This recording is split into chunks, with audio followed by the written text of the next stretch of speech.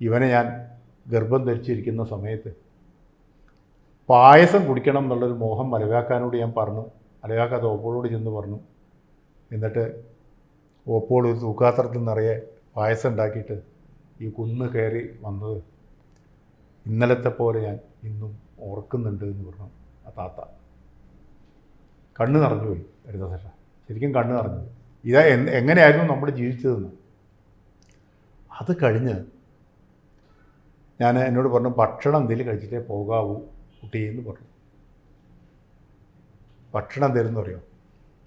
ബ്രെഡും കോഴിയിറച്ചിയും. Modem bread.